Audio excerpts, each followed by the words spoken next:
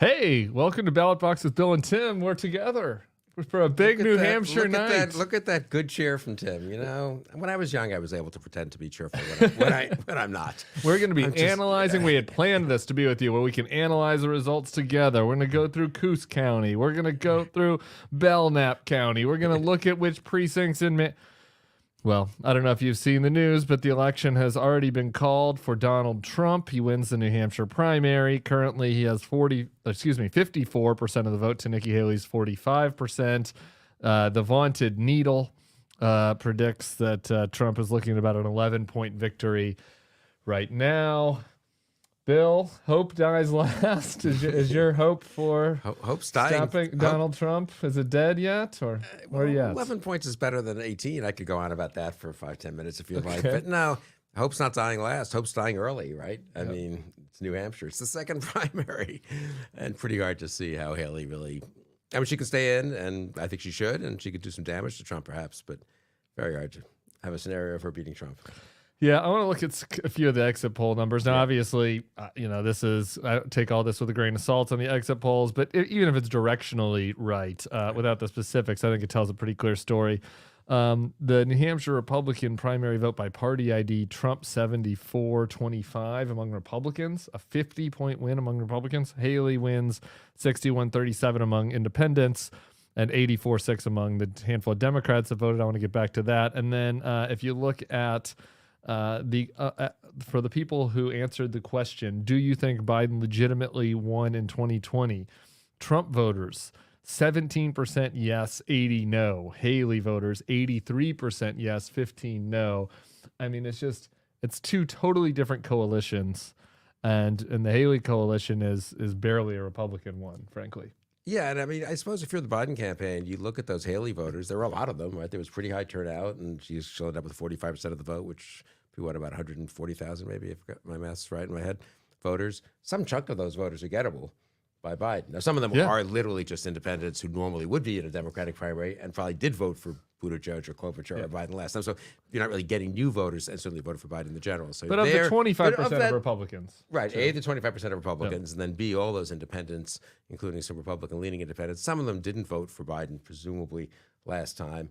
So, and he won New Hampshire anyway. So if you're Biden and you're thinking, I've got to at least replicate 2020, I think you look at tonight's results and think, you know what, I can do that in New Hampshire. You do too. I mean, what? Just at the biggest picture. Let me just take a deep breath. This is a diversion, what I just said. I will just be honest, because the big picture here is that Donald Trump is 98% likely to be the Republican, the nominee of one of our two major parties, having been president for 4 years. 99.98%. Having done January 6th, having said everything he said and everything he's done and all the crimes and everything else. And here we are with some... Who knows if it's 50%, 45%, 40% chance of winning the presidency in November. So that is not. Yeah. Well, so yeah. So let's go. Let's pick at that scab a little bit because I think it's important. Because if you're watching cable right now, you have to get the dispassionate analysis of what's happening. We don't have to be dispassionate. It is fucking maddening, right? And that we're here. And it's kind of hard to believe. You can only laugh sometimes when you're here because it's like the idea that. What's today's date? January 23rd, 2021, right? Like 2 weeks after January 6th, 3 weeks after January 6th, Joe Biden is in for 3 days. Donald Trump does not show up to his inauguration. Donald Trump does not commit a peaceful transfer of power. Kevin McCarthy has not quite gone down to Mar-a-Lago yet, but it's right around the time that Kevin McCarthy goes down to Mar-a-Lago. Like the idea that he you only have to be the darkest of dark. Only JVL in that moment of January 23rd, 2021 could have looked at this and said, these guys are going to nominate Donald Trump by acclamation, really. Like the biggest blowout in modern Republican primary history. Like even bigger than W2000. Yeah, maybe. Like it's fucking crazy. Maybe wouldn't you say the earliest or biggest blowout for a non-incumbent party, obviously for a non-incumbent president? Yeah. I don't know, the modern primary system. I mean, has the out party, sometimes they've had it was pretty clear who's going to win by now, but usually they've gone a little further with some mixed results. Iowa and New Hampshire famously often split in their result. So then there's hope for for two people at least. So yeah, the idea that Trump Gore Bradley is the only kind of comparable one. Right. But even that that link went on a little longer. Yeah, I mean, and this one will go out a little longer too, I think, but it probably is. But he was the vice president. Right. sitting vice president after 8 years of Clinton. So that was the in party in a sense. And the Republicans that year, that was the one year New Hampshire really came through for John McCain. But anyway, it is amazing. You're right. Both looking backwards those 3 years to January 23rd, 2021, and now looking forward at the entire year of 2024.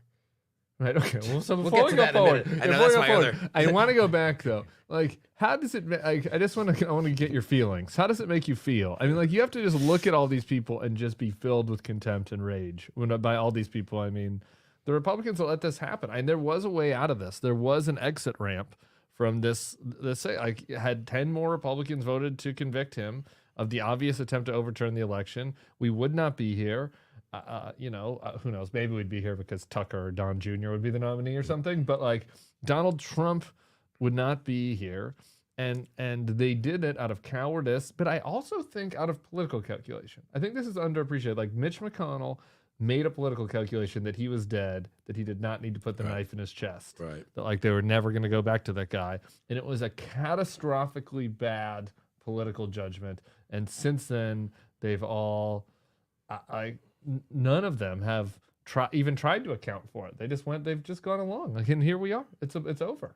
I mean, I guess there were other mini forks in the road. More people could have gone with Liz Cheney, supported her staying in the House Republican leadership, have a voice in very senior levels, who had, with Liz Cheney's voice, supported the January 6th committee, really been serious about defeating Trump a year ago, when I believe you and I and others were saying to donors, not that maybe they were listening to us, fine, you can squabble about whether you're for DeSantis or Haley or Christie or Scott and all this, but someone should spend a lot of money weakening Trump. You cannot go into the election year with Trump at 50, 55. It's too dangerous.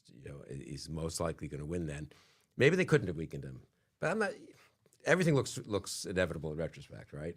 And I do think there were moments, but I agree. The impeachment, the failure in the House first. Yeah. I remember that weekend talking to Adam Kinzinger, our friend, and the speculation was, when was January 6th, was what, a Tuesday? So the speculation later that week was, 30, 40, 50 votes at least to the House Republicans to impeach. And I remember talking to Adam that weekend. He said, I think 10. And I said, are you kidding me? That's impossible. Mike Gallagher's not going to vote to impeach. No, after what he did on January 6th, that video and all that. No, they're all coming back, Adam said. And he had the number exactly right. And so that, and then the Senate vote, obviously, not to convict. That was the most. But I think that what went into that, you agree with this, right? What went into that was some cowardice. Some of them kind of secretly liked it. Yeah. Right. There's all of that, right? But there was at least a contingent of people for whom it's political calculation. I do not have to hurt my own political career right now, because no way Donald Trump comes back from this. Right. And not only did he come back from this, he comes back stronger than ever. And he wins a historic landslide victory in this primary, and none of them tried to stop him. And more explicitly authoritarian and more dangerous to the whole constitutional system in his goals for his second term, more overtly and explicitly so than before. Okay, we're going to talk more going back in New Hampshire. I want to talk forward. Because we are live in the Bulwark Studios, I don't know if you noticed this, I cannot see your comments right now. So if you want to tweet at me or thread at me, we need stuff to talk about. So if you want to tweet, it's not that close of an election. I don't know if you noticed. Tim ODC on Twitter or Tim Milligram on Threads. You can. I'll monitor those, and if you have questions for Bill in particular, I'll ask them. Okay.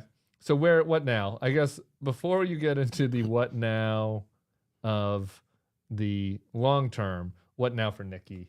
Like, is there anything? Does she go to South Carolina? What if you're sitting there with her in the Hilton Garden Inn overlooking the baseball field in Manchester this evening? What is your message? She got 40. Assuming she ends up with 44% of the vote.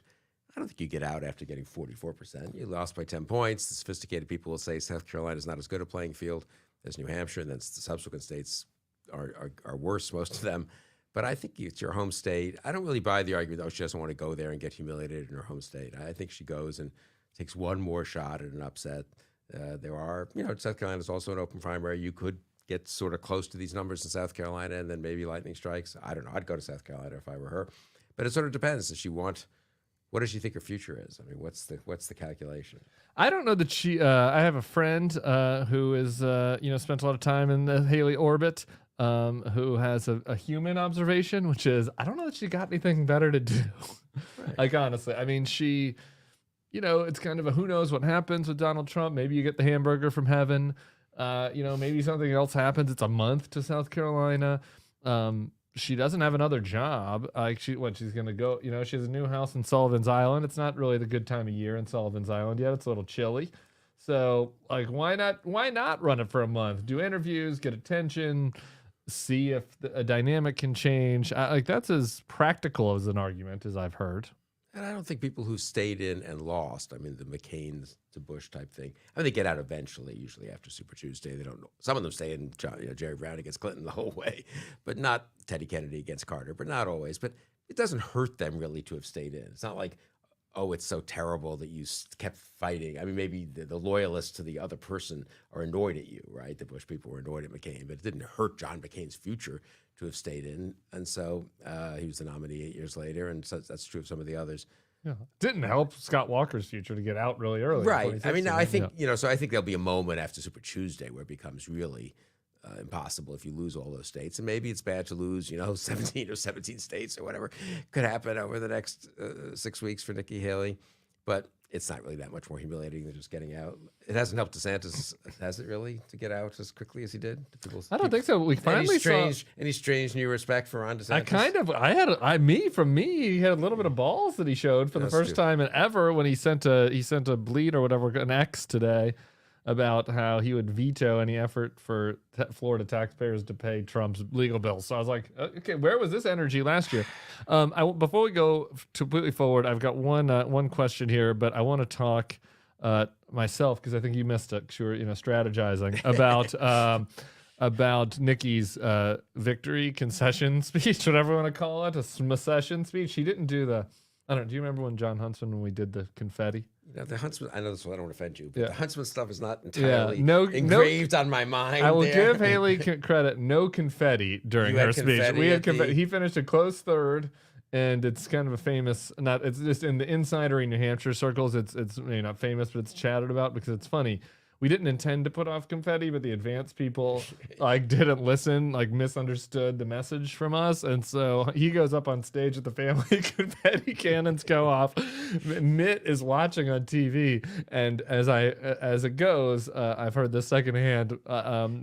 Mitt authorized negative ads against Huntsman in South Carolina because he was so annoyed that there was confetti when he finished a distant third. I don't know if that's true or not. Anyway, no confetti for Nikki tonight, But this is I had one observation I just had to get off my chest.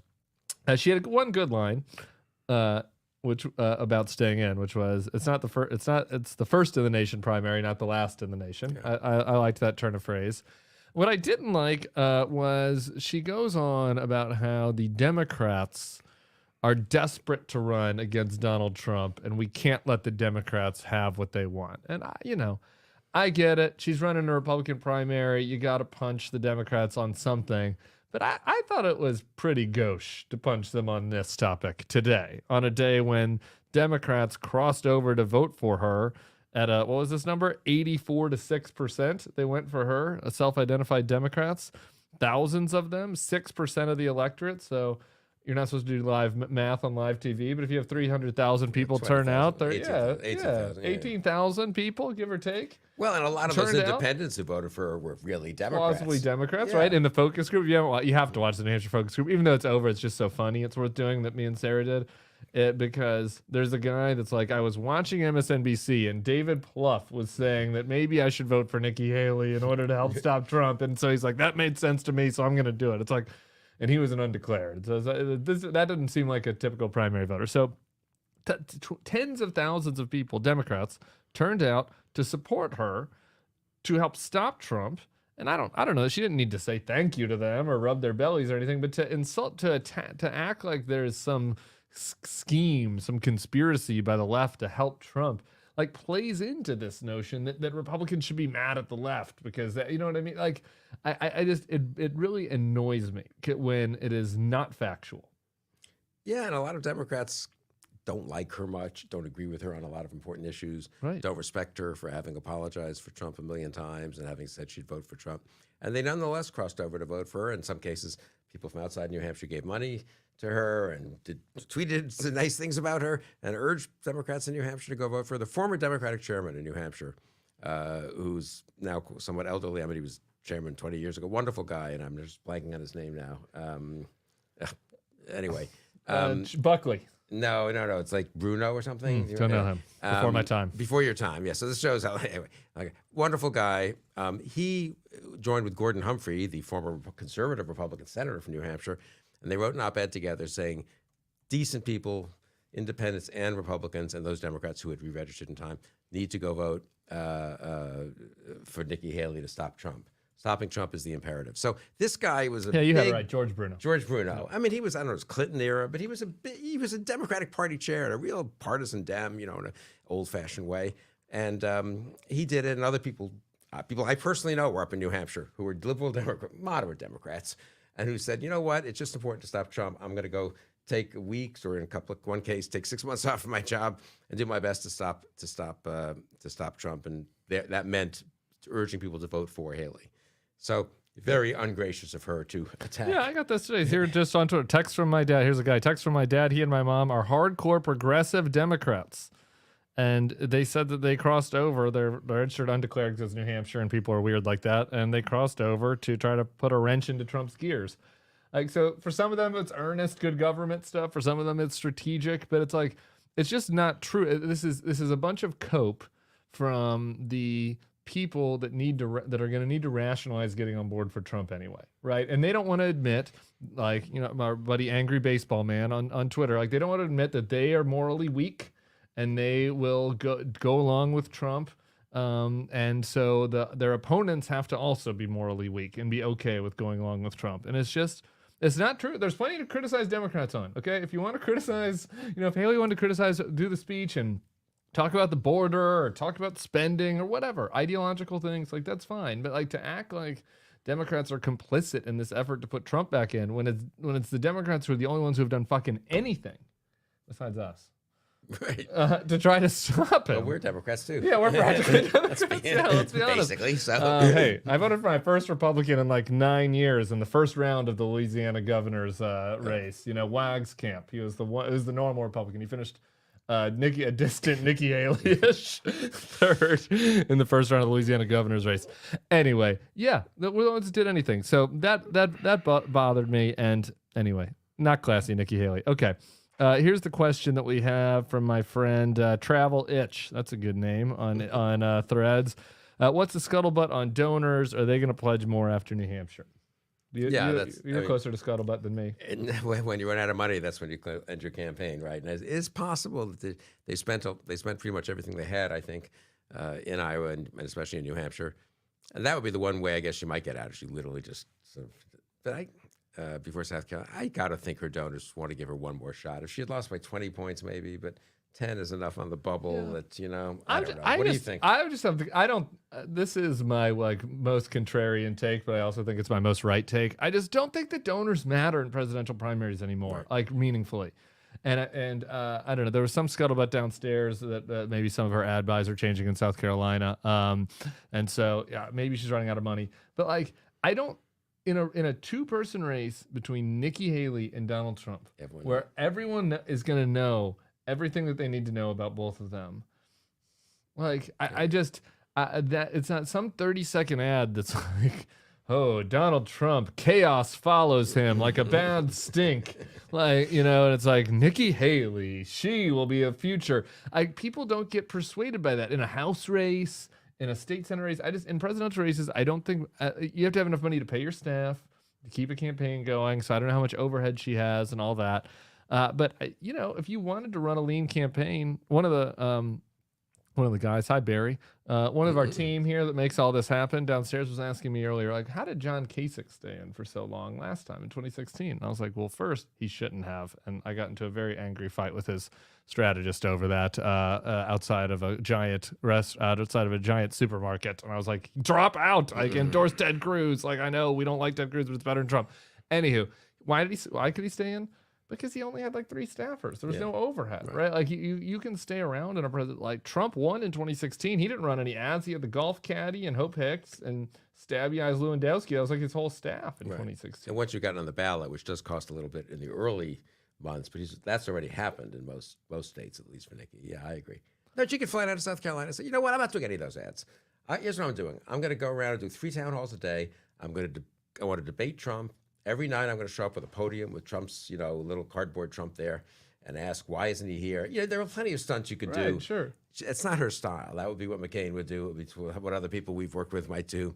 But maybe she will. Okay. So let's move forward a little bit. Here's a question from Lynn. Is there any hope at the convention? Could there be some changes at the GOP convention if Trump is actually convicted? Our colleague Barry is laughing. Yeah, he just like, oh my God. Let's not laugh. No, he could be convicted, and some he could be convicted. I don't think it's likely, but it's possible. Still, it's possible, and that is the one thing that polls suggest. Get some Republicans to leave him. And maybe some of the type of people, but the delegates the Trump people have selected, they've run a pretty competent campaign. I mean, leaving aside Trump. So they probably selected people who are delegates who are true loyalists, and they're not going to leave Trump. And so they'll just ratify Trump, even if he's convicted and appealing, I suppose, his case. It is the one thing that could throw a wrench into it. But the other wrench, you and I talked about this before, and I'll just say, I just can't believe, something's going to happen. It's January 23rd. It's not even February. Act of God. It's January 23rd. The convention is July 15th. The nomination would be vote, I think, would be on the 17th, the Wednesday, right? So that is 6 months away. And Biden has clinched the Democratic nomination, in effect, right? So we're going to have 6 months with 2 people, majorities of half of their own party doesn't really want them to be the nominee, maybe 40% doesn't, but the country is not thrilled with that rematch. For a million reasons, some of them bad, but many of them good. And we're just going to stagger through 6 months of thinking about Biden and Trump, and then have another 4 months for the general election, for an actual campaign. It'll be the longest general election campaign ever by the least wished for presidential candidates ever. I just feel like it can't work. I mean, something's going to happen. So I do think the one thing that will happen is there'll be a lot of third-party and independent talk. By March, people will be sick of both of them, and every rich guy, every billionaire, every ex-governor, every Larry Hogan, and every Dean Phillips, and everyone are going to be thinking, I don't know, maybe I will take a shot at that third-party thing. And they tell me it will be irresponsible to sort of help Biden. Maybe it won't help Biden. Maybe it will hurt Biden. Maybe it would hurt Trump. I just think there's going to be a ton of that. Maybe it comes to nothing. I don't know, but Maybe people just check out. Well, that and would be enjoy healthy. their summer vacation. Not only is it going to be the longest, I think it's important to really think about. You're right. Just the extent of the painful death march that is ahead of us. God. It's January 23rd. The primaries are effectively over. We have 10 months, 9 months, whatever. We have a lot of months ahead of us of nothing. They might not even debate. I mean, Jill Lawrence in the Bulwark's pages made a pretty compelling argument for why Biden shouldn't debate him. I kind of disagree with that argument. We're going to have 9 months to hash that out and have everybody chew over that decision. But they very well might not even debate. And so we have the longest campaign in history with where both candidates are extremely unpopular, with no real inflection points, except for some stage convention stuff. Hopefully some surprise Republican endorsements of Biden. But I don't see a way out of that. No, I don't quite either. And neither of them will get any younger over the next 9 months. You don't say. I'm going to make that prediction boldly. So, I mean, I don't know. It just feels like an untenable, weird situation. But maybe it'll be untenable, but tenable to whatever held, and will happen, and we'll stagger towards November. Thanks. Boy, this is how dark it's getting. This question from Fletch Joshua about who is the MAGA heir apparent. Everybody's so sick of the 2024 race already. They're moving on to the 2028 race on the Q&A. Are we going to have to spend every Tuesday night, or the two of us going to have to discuss who will Trump's VP pick be, right? That'll begin around March, April, May, June. Oh my God. Well, we are going to be able to discuss what Trump does. And his court dates, so that'll be important. There'll be much more court time than there's been in any campaign in history, right. So that'll be encouraging. And what Biden does, and I mean, some of these issues, the degree to which, if you care about Ukraine, which you and I do, and which a lot of people do, and they understand it's a true inflection point and so forth, the idea that you're sort of neutral about Trump or Biden, or that if you're like Nikki, a pro-Ukraine Republican, because ultimately you're still going to be okay with Biden, still going to be okay with Trump. How can that be? It's the most important issue facing the country abroad, and in some ways even with its echoes back home.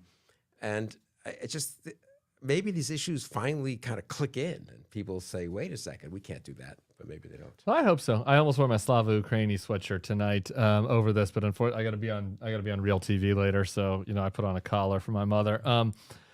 This just in from Jeff. Tim, sorry you have to cover this shit show of a primary and not watch the glorious Nuggets game tonight. So that's a nice message. Bill, I think that when you look at the kind of long-term ramifications of this, I do think that does create a long period with which the Nikki voters, need to are gonna there's a big fight that will happen now. So there is that campaign over that quadrant, which isn't that significant, but it's not nothing. I mean, it's a quarter of the Republicans that showed up tonight, 2/3 of the independents fighting over that group, and whether kind of the magnet of republicanism calls them home, or whether this stuff can break through. And I don't, the last video we put up before this was about Trump. Did you see Trump's speech before the primary? Trump, I guess, is speaking right now, so we'll have a take on that when it's over. But did you see Trump's last speech last night? No. It had the weird music. You've seen the weird operatic music that comes in, and people took it as a cue, and they started screaming, "Where we go one, we go all." Do you know about that? That's the QAnon thing. Yeah, it's the QAnon thing. I mean, again, you can overdo the Hitler comparisons. I'm not saying they're sending people to camps, but it's very Sieg Heil, where we go one, we go all. They're chanting, and then they're chanting "Free the J6ers." And these Nikki Haley voters, if you look at the exit polls, they can't want that. No, I think that's a good point. And part of me has thought this has more been a JVL theme, but it could be right. At some point, these Nikki Haley voters look at Trump and say, we can't do this. We can't do this. We don't love Biden. We don't like Kamala Harris, but we're just going to have to go there. And maybe it ends up being not just 2020 all over again, but 2020 plus, and Biden wins by 7 points or 9 points. I don't think it's out of the question. Gretchen Whitmer won Michigan by 10 points. Josh Shapiro won Pennsylvania by 15 points in 2022. It's not like it's inconceivable that 58% of voters in Michigan, Pennsylvania, and could vote Democratic in 2024. Biden may not be the strongest candidate, but do you think do you have to make this? Do you start making this case now, or they just no one wants to hear anything until September? Do you think? I mean, it's a tactical question for the Biden campaign, for those of us who might be involved in other Republican voters against Trump efforts and stuff. Do you strike while the iron is kind of hot in a way? And I don't know. I think that you have to. I do. I think it's possible maybe that there's a lull in this thing. How could there not be a lull? Yeah, no, absolutely. And I mean, they're both 1,000 years old, so you get tired. I don't know. You can speak to that maybe a little bit better, but you get a little. I appreciate that. You're doing pretty good for 9:28 p.m. Hanging in there. As long as we get off by 9:30, I'll be fine. But And people will just get bored with it. So I do think there's a moment right now, and it feels the Biden campaign feels much more general election-y lately. I know you saw it's like Biden showed up at a kid's house that messaged him on TikTok or something, yesterday, and there have been a lot more of that. There's some campaign announcements, the Biden campaign, some of the White House people, Jenna Mellencamp. Yeah. So they're feeling more general election-y. So I do think that there is an element of that, of striking while the iron's hot, but I do. But also could exhaust people. I mean, they could do strike while the iron is hot for the next 2 months, and all of America will decide, put that iron away, or whatever the metaphor is here. Give me a break. I don't know. The whole thing, it feels surreal, I've got to say, honestly. And partly it's, of course, because I'm so unhappy at the prospect that Trump has some non-trivial chance of being our next president. And incidentally, I'm unhappy that he's the prohibitively likely nominee of the Republican Party, which has its own effects. Are we more likely or less likely to have a deal on Ukraine aid after tonight? Much less likely. Yeah, so this is bad in real time. It's not just bad prospectively for what might happen 9 months from now. Yeah.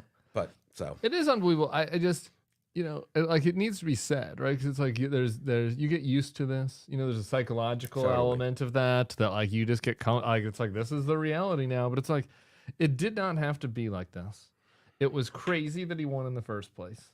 Right. Then you beat him and he tries a coup and in any sane world it's just like we survived that. Unfortunately some of the Capitol Police took the brunt of it, but for the most part the country survived it. Let's move on. he can go get a reality TV show or something now. And no, I'm like, no. Here we are again. Right. Because these fuckers went along with it. Because Tim Scott is out there doing like an ostentatious VP tryout. Speaking right now, apparently, with Trump at his victory speech. Like, because these people just will not let it end.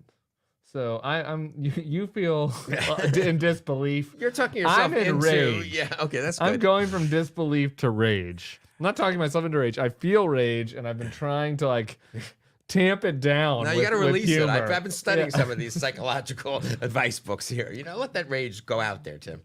All right. So here we are. Donald Trump is accepting his victory right now. Nikki Haley wins one county, it looks like, in New Hampshire, Grafton County. Trump almost a complete sweep of the first two primaries. The Needle still has him looking at like an 11-point victory. And we're on to a non-test in South Carolina. Any final words of wisdom for us, Bill? I mean, I guess in the short term, we will see whether she's still in the race a week from now. What do you think?